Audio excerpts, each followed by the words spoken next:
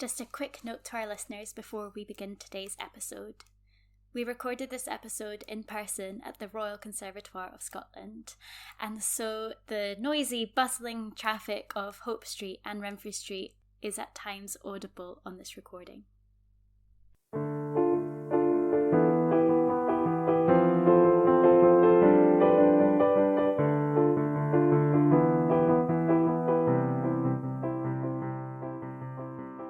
Hello and welcome to the Scotland Singing for Health podcast, produced by Scotland Singing for Health Network. I am Brianna Robertson-Kirkland. And I am Sophie Boyd. And today we are joined by two very special guests. Before we introduce them, let us tell you a little about this podcast and why we are talking about Singing for Health. Singing for Health groups support the management of a range of conditions such as respiratory conditions, dementia, Parkinson's disease, and mental health concerns. In each episode of the podcast, we will be talking to singers, singing group leaders, researchers, and medical practitioners to find out more about the benefits of singing and what Singing for Health activities are taking place all around Scotland.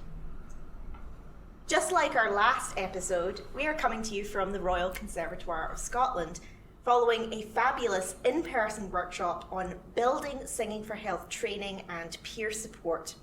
And these two workshops, this one and the previous, have been funded by the Royal Conservatoire of Scotland's Innovation Studio. The focus of this project is developing new training opportunities for Singing for Health practitioners. But another important area that our network wanted us to investigate was mentoring and peer support for practitioners. We are so lucky to have as guest speakers two experts in this area, Dr. Jo Miller, a professional mentor and coordinator of the Trad Arts Mentoring Programme for Traditional Arts and Culture Scotland, and Anne Gallacher, Director of Luminate, Scotland's creative ageing charity, who will discuss the recent evaluation of Luminate's peer support pilot. Jo and Anne, a very warm welcome to you both. Anne and Jo, can you tell us a little bit more about your organisations and what you do? So, I'm Anne Gallacher from Luminate. We're Scotland's creative ageing organisation, so we support the development of creative ageing practice, and we're interested in creativity in older people in all its guises. We work with older people who are living in care homes and are supported by social care providers. We work with adult learning providers, with community groups, and with older professional artists, offering training and development and research work. I'm Jo Miller, and I work as a mentoring coordinator for TRACS, that's Traditional Arts and Culture Scotland, who are a membership organisation covering the whole of Scotland to encourage and support Scotland's performance traditions of traditional music and dance and storytelling. And they work to develop partnerships with organisations and individuals doing this work and encourage collaboration and, keeping traditions alive while also encouraging new work as well. So a hard-working wee organisation with a big reach. Thank you both. So to launch straight into this conversation, Jo, can you tell us more about why you felt it was important to set up a mentoring scheme for traditional musicians, storytellers and dancers in Scotland? Well, I got involved in mentoring about 10 years ago when some research found that what a lot of people working in our field wanted was to be better supported doing what they did where they were. And mentoring was one of the things that seemed to help with this. So I got involved with some training and learned a lot from the Scottish Mentoring Network, which is a super Scotland-wide organisation. And I thought that a lot of people who are practitioners are working freelance.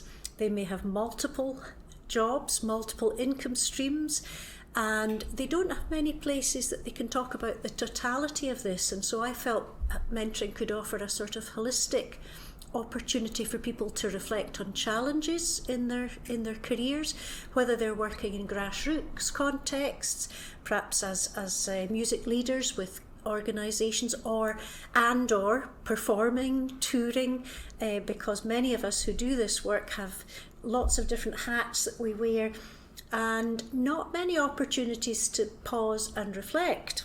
And so a more structured way of doing this is through sitting down, talking to a mentor over a period of time. And I thought that the trad arts world would really benefit a lot from this, not just to help individuals, but that we could all learn from it and it would benefit the whole sector. So since 2019, Tracks has run mentoring programs for musicians and now also for dancers and storytellers, where we match up people who want a mentor with mentors who have training, and my job as coordinator is to kind of support that whole process and to make sure that partnerships are going well and that everybody's learning as much as they can from the process. And why was it important for Luminate to pilot a peer support scheme for your practitioners? And can you tell us a little bit about the outcomes? Yes, so the support scheme that we've been talking about this afternoon is aimed at singing group leaders, and obviously that's the focus of the podcast. We are, as an organisation, we're interested in artists who work in all art forms, but we run Scotland's Dementia Inclusive Singing Network. And we set up a programme to give leaders of singing groups the chance to come together and share skills and knowledge. We've been running the network since 2019, and we've been piloting different ways of supporting leaders of those groups over that time. And we were feeling over the last year or so, really, that particularly as we've come out of the height of the pandemic, there was a real need to offer opportunities for singing group leaders to connect and to share. So the project, essentially, we advertised it to leaders within the network. We offered 8 leaders the opportunity to be a part of it. The structure was that they came together as a group, initially online. They then had the chance to visit other people's rehearsals, to watch other people working, then spending time with that other leader, sharing and chatting about what they'd seen and experienced. And then we brought them all together as a group in Glasgow. They came from all over Scotland, and they came together in Glasgow for a day in March. And what they've told us, in terms of what the outcomes were, everybody said it was positive. Everybody loved it. Everybody felt what people talk about in terms of the Dementia Singing Network is the fact that people often feel isolated. They lead their own group, they go into their rehearsals and their workshops on a regular basis, but they're not really given enough time, or given any time sometimes, to connect with other people doing similar work. And they loved the opportunity to go and see people working. They loved the opportunity to talk to each other, to share their reflections. All of them have said that they've made some change to their practice since then. There were various very specific examples. Somebody from an urban group who went to see a rural group and realised that there were things happening within that rural group, more of a kind of Cayley model, where there was group singing happening, but there was also opportunity for individuals to sing a song or to do something else if they wanted. And that song leader has taken that back to her urban group, and it's working really well. So that opportunity to share thoughts and ideas and practice has really supported all the participants in that programme. It's definitely something we're going to do again. It's wonderful to hear about both your organisations and the different schemes that you have developed. Partly because at Scotland's Singing for Health Network, our practitioners have often asked for some form of peer support where they can discuss the challenges they face in their groups with their peers, and also mentoring where they can obtain face-to-face support or guidance from a more experienced leader. And you both have a huge amount of experience with establishing just this kind of thing, as we've just heard. So this is an open question to you both. Can you tell us a little bit more about why mentoring and peer support is so important for Singing for Health leaders in particular? I think on one level, all of us who work as freelance music leaders value a sounding board. And informally we may talk to friends and colleagues about this, but I think what mentoring offers is a framework to have a bit more of a focused discussion over a longer period of time, and perhaps be a little challenged by the questions that a mentor might ask. So mentoring is, from my point of view, not really about skills sharing or even offering advice. That can sometimes be helpful, but there are pros and cons to that, and in our programme we discuss that. It's very much about trying to encourage somebody to build a reflective practice. So anybody working in a Singing for Health context is giving a lot of themselves in contact time and in preparation and in dealing with all the variables in the background that is needed just to make these activities happen.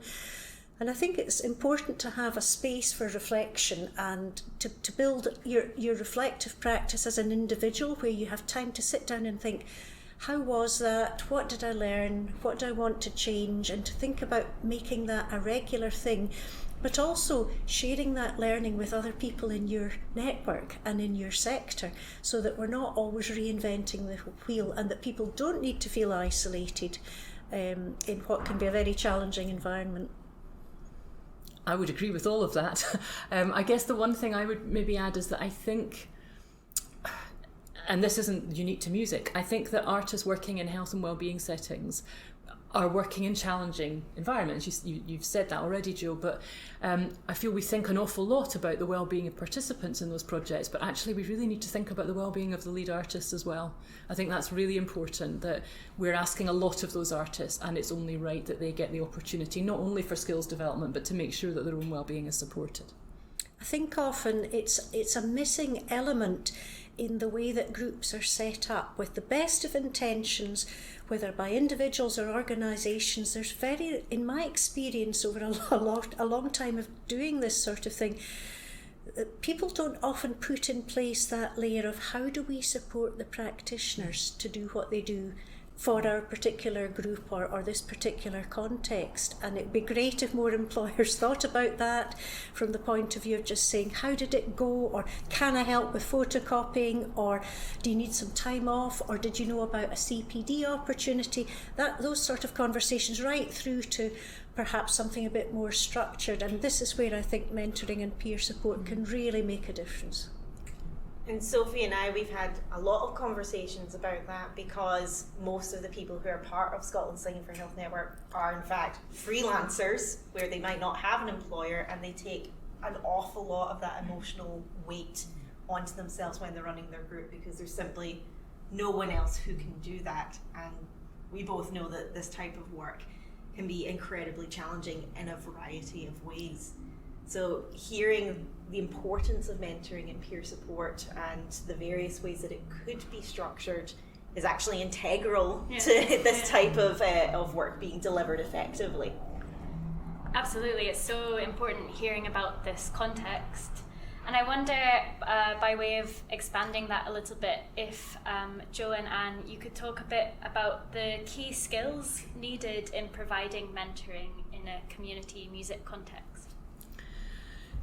So we haven't provided a mentoring scheme as such. I know Jo will talk a lot about that. But we definitely feel that anytime we run a programme to support artists, we put a lot of planning and thinking into how we prepare everybody for that. So in the example of this peer support programme, we did bring everybody together online beforehand, and we had a long discussion with the group about how is this going to feel for you? What needs to happen when you visit somebody's group? What are the expectations of you as a visitor and of that group as you come in?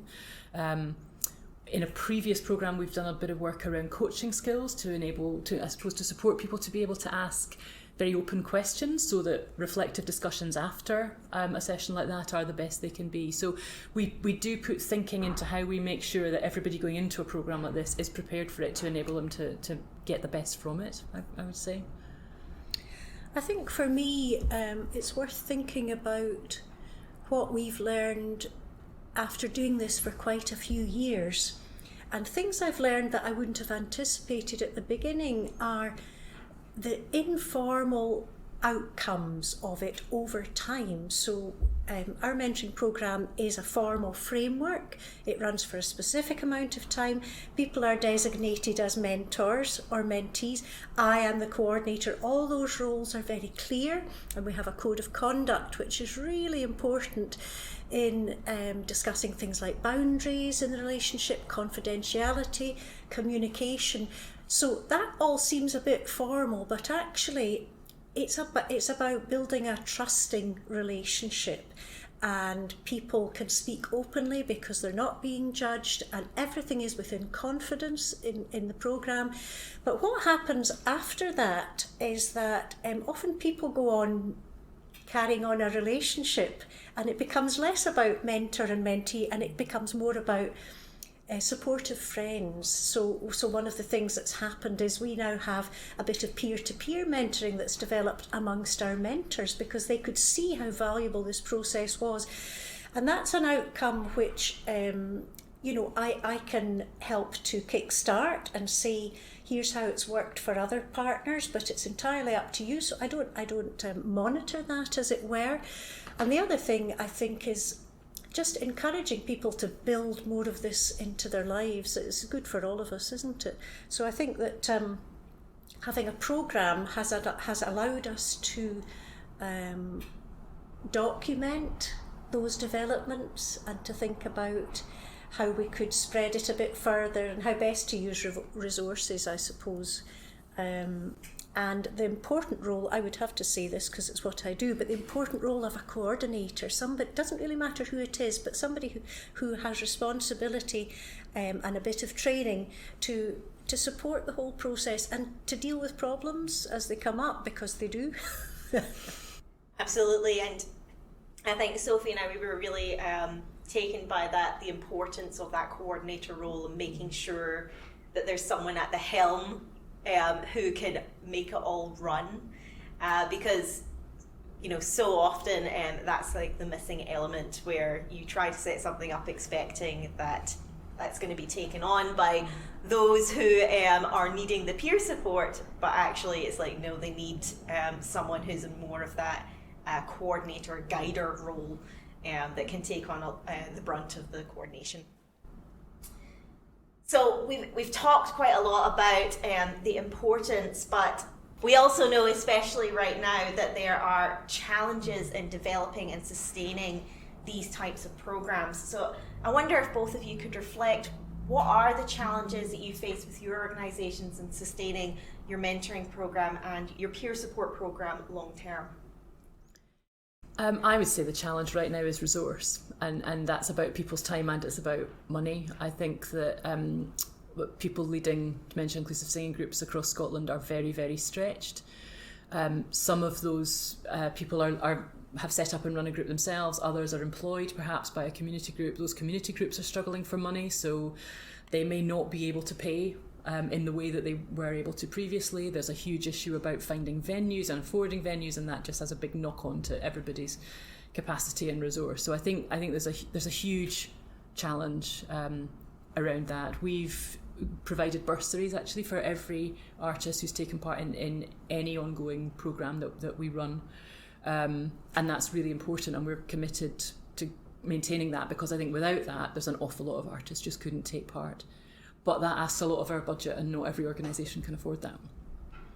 I would absolutely agree. I think resources, not just of money, but of time and expertise, because you have to invest in training and supporting people who lead these things, and training mentors. And also we pay our mentors because many of them are themselves freelance practitioners, and like Anne, we offer a bursary to people who participate as mentees.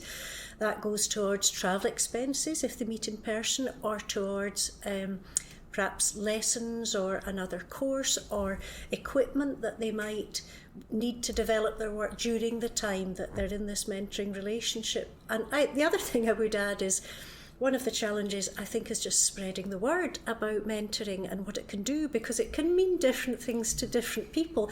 And I always like to say, here's the way that we do mentoring, this is how we find it works best in this context. It might be a bit different in another context, but I think the word mentor is used a lot, and it's important to try and define it and to give a little bit of what we know about its use in wider schemes. I mean, it's used in all areas of Scottish life, and the organisation, the Scottish Mentoring Network, is a great place to start and to have a look, just to find out the reach of this activity. And it's something that's very much supported by the Scottish Government, for example. and something that's very important in working with young people. But I think it's never too much to talk to people about what they think mentoring is and how it can work, and be able to give some examples so that it feels a bit more concrete. Sometimes I think people think it's a fluffy activity, and I always say to our participants, it is not fluffy. It's work, and this is also why we offer you a bursary, because we recognise that we want you to not just turn up to meetings, but to set aside time between those meetings to think and to get the most out of this. So I think it can be a wee bit more challenging than people think as a process. Absolutely, and the fact that you're making sure to resource in terms of financing both the mentor and the time for peer support is a really, really important element, because we have to recognise that freelancers cannot give up their free time. It's like, by its very nature, it's like their time is what their work is. Yeah, absolutely. Jo, you mentioned there the Scottish Mentoring Network. I'm wondering what advice you have for Singing for Health leaders who are perhaps unable to engage or access mentoring or peer support programs. Are there perhaps any online resources? Well, I think the SMN, the Scottish Mentoring Network, is a good place to have a look, because they're a membership organisation with members from all sorts of different walks of life in Scotland, and they and their members put up resources on their webpage, so you can read a little bit and find out a little bit about other kinds of programmes that are around. You can even get in touch with them and say, I'm interested in some mentoring, because they can broker relationships. So for example, I was asked recently if I would talk to somebody from Scottish Youth Theatre who also run a mentoring programme, and they and I had a very interesting conversation as coordinators. But if you're looking for a mentor, they might be able to say, well, we know of a certain activity that's happening in this area. And I always say to people, I'm very happy to be contacted just to kind of have a general chat and to see if I might be able to make some suggestions. So over the last 2 workshops, we have also been discussing training with a focus on Scotland's Singing for Health Network developing a new singing leader training short course here at the RCS. So Anne and Jo, can you tell us why you feel training is important and how mentoring and peer support might relate to this? That's a big question. I would say training's hugely important. In terms obviously of skills, but we want leaders of singing groups to be confident, to be happy, to feel that they're being nurtured and supported, and that their skills development is part of that and being supported too. And I think it's vital, actually. It's vital to ensure the quality of the work. That's for me is the bottom line, actually. I think what I'm interested in is how training and something like mentoring can complement each other. Very often people will get, really invested in a bit of a good training course and develop bonds and, come out with lots of ideas, and then all of a sudden you've got to go out there and do it, or, back into the real world, as it were. And I feel that perhaps something like signposting towards mentoring or a peer support resource would be a great thing to have as part of a training for people working in these sorts of environments, or indeed anybody in any working area of life, just to say it's a big wide world out there. There are networks of people who've been there before you. One of the things that folk in our programme often say is just to speak to somebody else who knows what you're talking about, or who's been through it before you, or who's faced something similar, I think can be a tremendously supportive experience, and to make people feel they're not on their own, even if the first person they contact is not the best person to help them at that time. It's a start, so that they feel that they can go to something like a training course for specific skills, specific knowledge, a bit of paper, an assessment. These things have their place, but equally important, I think, side by side with that can go what's often thought of as more informal kind of support, but actually needs to be just as rigorous in its own way. There's certainly something really generative about being part of a cohort of learners, which is quite exciting, and there is that peer support element. also feel like in these discussions we've been having across these 2 workshops have been also really generative, and it's been really nice connecting in with people that we maybe haven't seen for a while, or meeting new faces as well. And just wondering how you feel having attended today's workshop, and Joe, you were also there last time, how you feel that discussion has gone with the practitioners who attended in discussing this kind of training that we've sort of devised based on last session's feedback. Are there any key points that came up today that you found interesting? I was just struck by the enthusiasm for it. There's clearly a hunger. There's clearly a hunger for this opportunity, and that was exciting to hear. I guess for me, and I think about this a lot, but I heard it again today, there's real diversity among people's backgrounds, where they've come from, what training they've had so far, whether they've had mentoring and yeah, I think that's potentially a challenge, but also a really exciting one, is how you hone the plans that you've got so that it can have the widest possible impact, I guess. But it was really interesting and inspiring hearing what people had to say today. Yeah, I enjoyed very much being part of the reflection on what you've produced so far in terms of materials and a structure for a training course. I think one of the things that ran through that discussion, and also the questions to Anne and myself, were the importance of not just individual development but group development. So these things go hand in hand. As individuals, we do what we do and we have our own interests, but to be able to share that and test that with a group, and to be able to, over time, keep in touch with people who are doing similar things. And I think I've learned from that, I think it's a tremendously powerful thing. And it's a community of practice. Yeah. It's a community of practitioners who understand each other's working contexts and the challenges around that, and can offer a lot of informed support in all sorts of different contexts. So I think the individual and the group dynamic in all of these different both training and other kinds of peer support seem to me to be important elements of both of those. Yeah, absolutely. And I think a key thing that was coming out today for me was that because we had a slightly different group from the first workshop, so some of them, they won't have been privy to the conversations that we had way back in April. But what we got in April was kind of a lot of different ideas, from CPD to starter training to looking at specific health conditions to wanting more medical insight, to wanting more overview of the creative health environment. And so then trying to hone all of that and then communicate it to a new group of people who were here today, and who then were actually giving some really critical and constructive feedback that Sophie and I are going to go away and really think about, has been really useful. And a lot of them enjoyed and liked to see some of the elements that have been proposed, and also asked some very important questions about elements. And peer support and mentoring is one of those elements of how do we keep that long-term contact? How do we get to observe groups and develop our practice? And that's something that's always very tricky, because it does require long-term resource to be able to support. And so that's something that we have to think very carefully about and very strategically.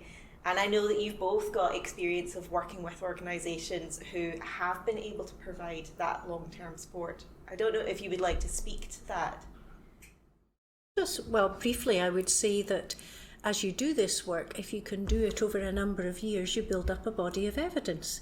And what we've learned is it can make a tremendous difference to people working as traditional arts practitioners. It can be the difference between keeping going and giving up, or not, or losing your way, or feeling you've lost some confidence, or you're at a crossroads. It really can be quite a profound relationship between a mentor and a mentee, and it's been tremendously rewarding to learn, not just for the people on the mentee side, but for mentors. It's challenging and enlightening for us all.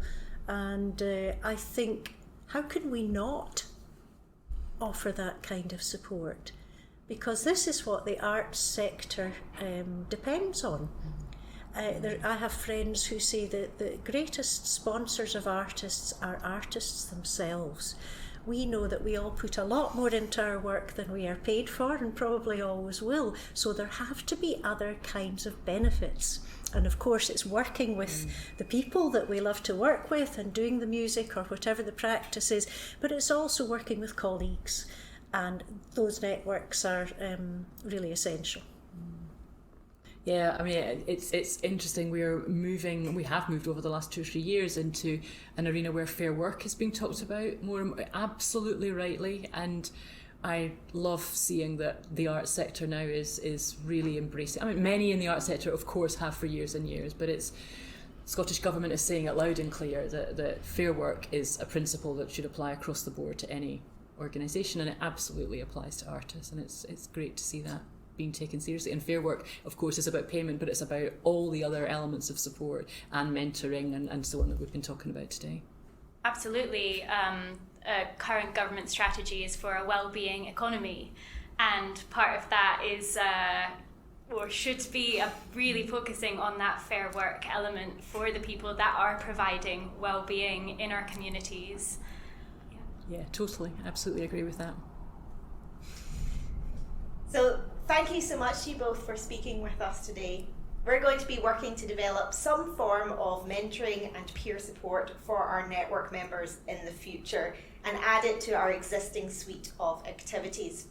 In the meantime, we will be continuing to develop training for Singing for Health leaders throughout the next few months. So it's really useful and exciting to get your insights, as well as hearing from all of the practitioners who attended today and at our previous workshop in April. Before we finish our discussion today, is there anything else that you would like to tell our listeners, Anne and Joe? Oh, do have a look at the Luminate website. We have our main website, luminatescotland.org, and then we have a separate one for the Singing Network, which is singing.luminatescotland.org. Lots of resources and information and connection there. And I should say, do have a look at what Tracks Traditional Arts and Culture Scotland does. They have, as I said earlier, a very diverse membership, and it's really a hub for all sorts of ways of connecting for people who are practitioners working all over the country, and reach out to each other. Remind yourselves that you're part of a network, you're not on your own, and I'm always happy to try and respond to any questions people might have about how we run our mentoring programme based at Tracks. Thank you so much to you both, and we will of course be linking those resources in our show notes. So if you've gone to this episode from our website, then they'll just be below. If you've come to this episode through Spotify or YouTube, then they will be below as well. Please do have a look. So thank you all for joining us today. This podcast is produced by Scotland's Singing for Health Network, a project hosted at the Royal Conservatoire of Scotland and funded by the Royal Conservatoire of Scotland's Innovation Studio. For more information on our activities, please visit our website. Details are in the show notes. Underneath the stairs.